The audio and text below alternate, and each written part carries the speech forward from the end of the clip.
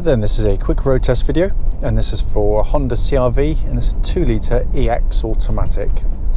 This particular car is registered LL62RFZ, and mileage at the start of the road test is 50,102 miles.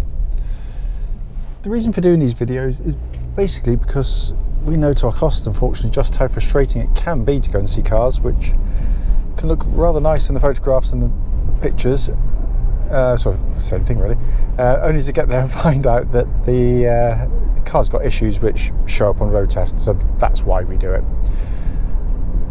We choose to do it on these roads close to us, which actually forms part of the road test route that any prospective buyer would go on. The reason for that is self-explanatory. It's so hopefully then it'd be representative of what you'd feel yourself should you be offered a test drive in the car.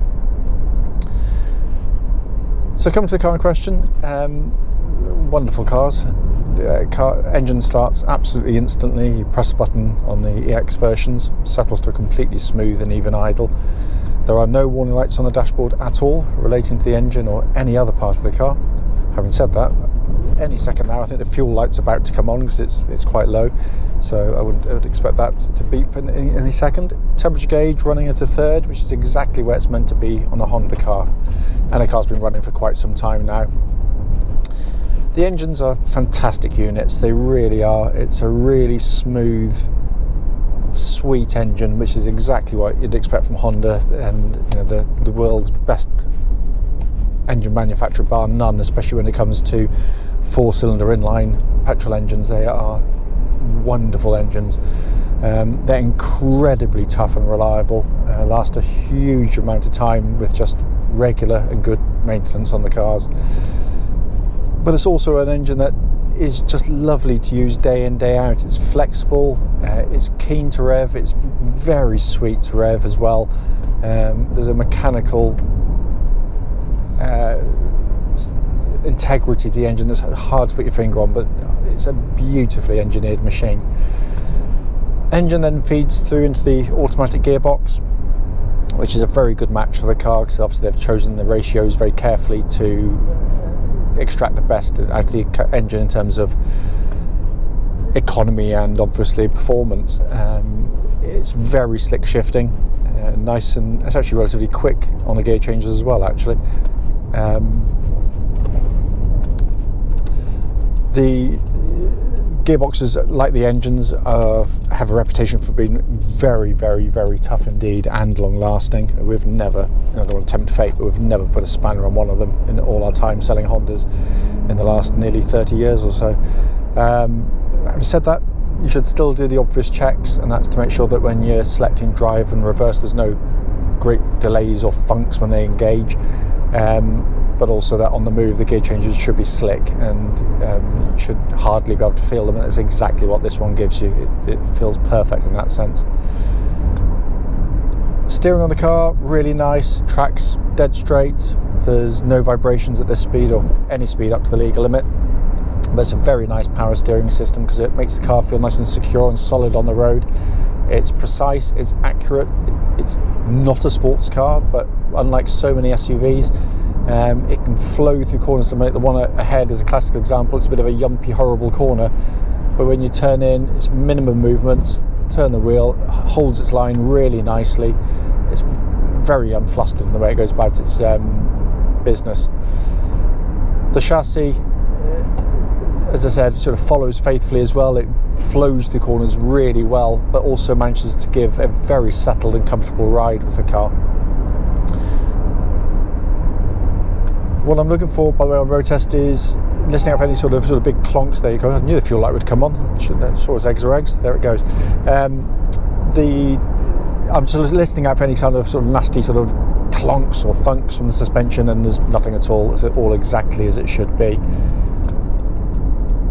Brakes, by the way, I'll just do it again. Very powerful. They really bite hard. There's no pulsing, no vibrations coming back through the pedal at all. And the initial bite is superb on it.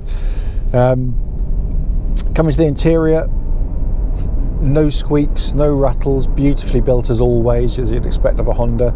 Lovely dashboards to sit behind. It's a very well equipped dash, but it doesn't phase in any way. It's just a simple thing to come to terms with. A couple of days in one of these and things become second nature very, very quickly indeed. What I've always liked about the CR-Vs is they offer really good visibility. So you've got the view out the front. I can actually see a bonnet, which is a miracle in this day and age. You've got these massive wing mirrors, and it's daft things like that. They give you so much more security when you're on the road, when looking behind blind spots, that kind of thing.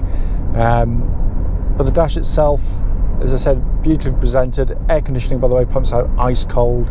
Sat nav, you can see they're working exactly as it should. Heated seats, had checked those, and they're all absolutely spot on as well. Dash in front of me, nice, simple, easy, legible dashboard, really nice to use. All the information you need and no more, which is exactly how I like it.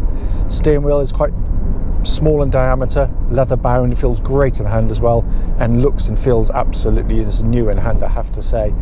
It really is, it's a lovely car. It's in very, very nice condition in here for the car of its age. I mean, looking at a car that's now nearly 9 years old, and it really, really is a very nice order indeed, and we've not even cleaned it yet. This is a four-wheel drive version of the car, because not all CR-Vs are four-wheel drive, albeit you'll notice a complete absence of a four-wheel drive button or selection or anything like that, because Honda worked out really quickly that most people driving these cars would be doing as I am doing today, driving in perfectly good conditions. Problem with running a permanent four-wheel drive system, of course, is that it's active when you don't really need it, and that means you're going to be putting a lot more mechanical stress through the car.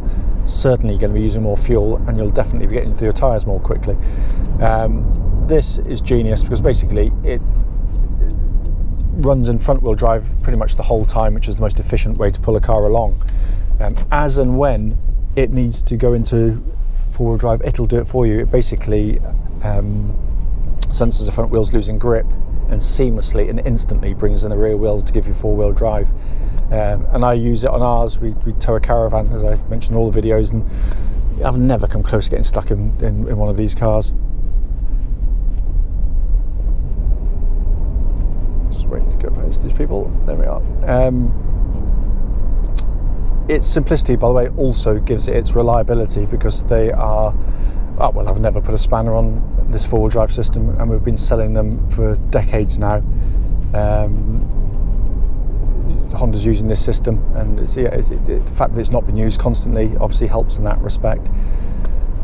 As I said at the start of the video, the point of it's just brief, just to show the car in operation, but it does drive absolutely beautifully. Any questions, please don't hesitate, do give us a call.